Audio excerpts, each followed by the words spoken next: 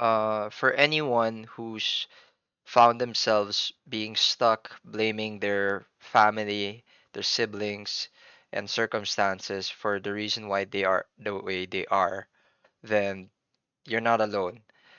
I, for one, have been stuck in that loop for a couple of months now, and it's been a battle. It's been a battle every day, right? And I want to be the first person to tell you that those battles mean something, right? If you choose to accept the good opportunities that come from them. First and foremost, it means that you have the awareness to even identify that it wasn't your fault, that some of these qualities and traits that you have is not on you, right? The second opportunity is the fact that you can actually accept it and capitalize on it. Because not all of those traits are bad, which is the breakthrough that I actually managed to find from my own story, right? And but the secret the secret ingredient of this entire um, process, I guess, that I really want to share with you is that it will not happen overnight. It cannot happen overnight, especially for things as deep as family trauma, right? And this comes from the fact that these beliefs are so deeply rooted.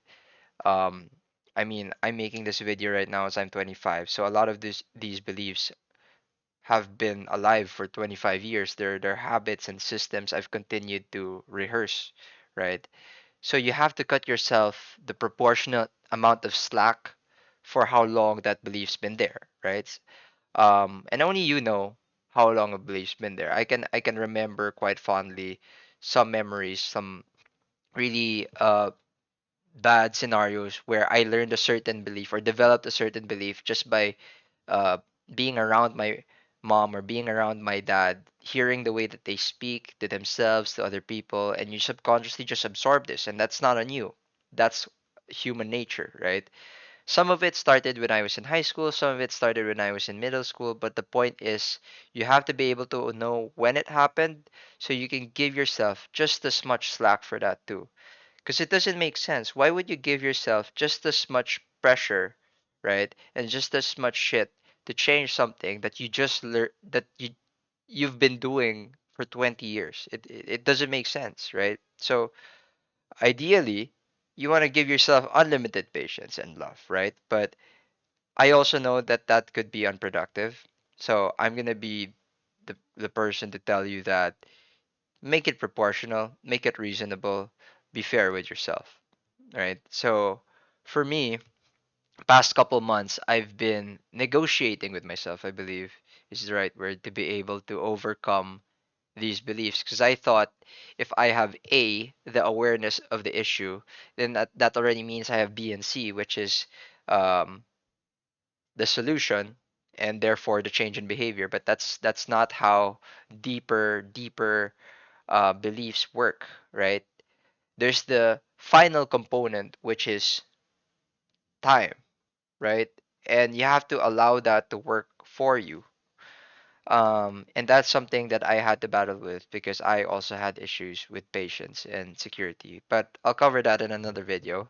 For now, let's just stick to the dysfunction in the family and how that could actually radically give you your edge in the world and makes you a unique person if you learn how to control it, right? So for a couple months, I kept blaming my dysfunctional family for how I turned out to be and comparing myself to them. My thoughts would be like a radio station, except the radio station would just be your fucked station, right? And it's just loops and loops of comparing myself to other people and seeing especially the more secure families and the more secure kids my age and seeing just how confident they are, how kinder they are to themselves, how much less wounds they have than me that allow them to just focus on their purpose and what they want to do in life, whether that's self-expression or art or any kind of endeavor, right?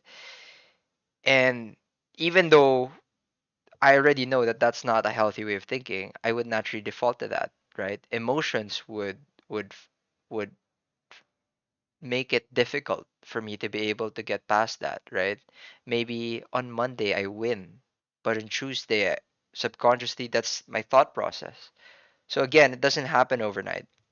So now, I realize after making some more progress towards loving myself and understanding that why my family is the way they are, it's still an ongoing process. I'm not done, but I have taken action, right?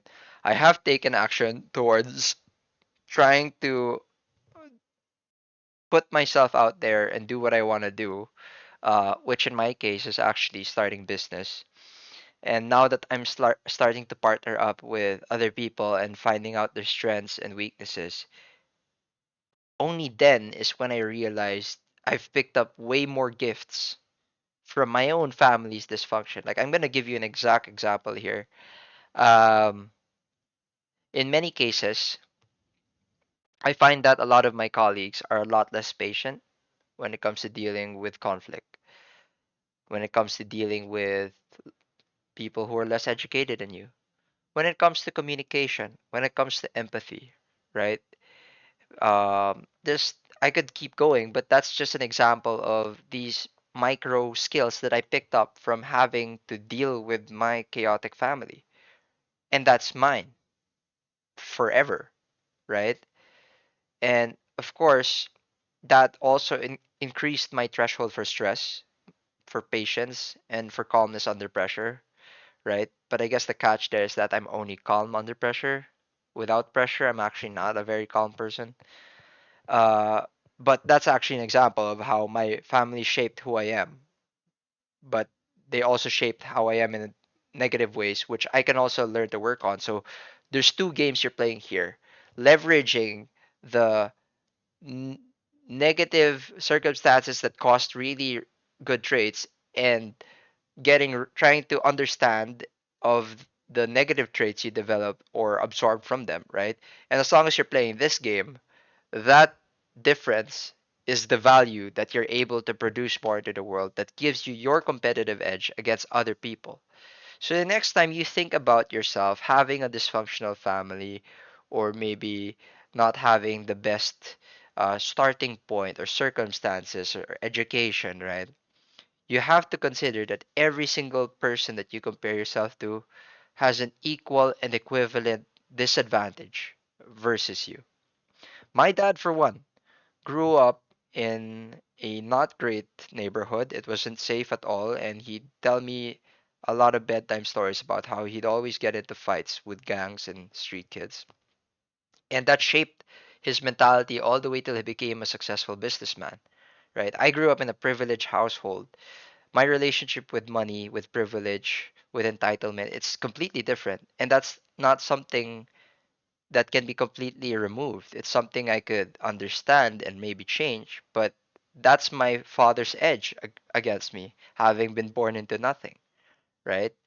So it really determines what story what story you tell yourself will really determine how much you're able to extract from your circumstances. It's not about where you're born in, it's what you do with what you've got. And I think that's really what makes a successful person, right? So now, the behavioral change that's helped healthily is that I'm no longer blaming them about how I turned out because I'm actually grateful that that's how I turned out, right? How can you not be grateful? I just gave you a blueprint, a solution of how to be able to leverage any kind of edge you might have. You might even have something I would like to have, right?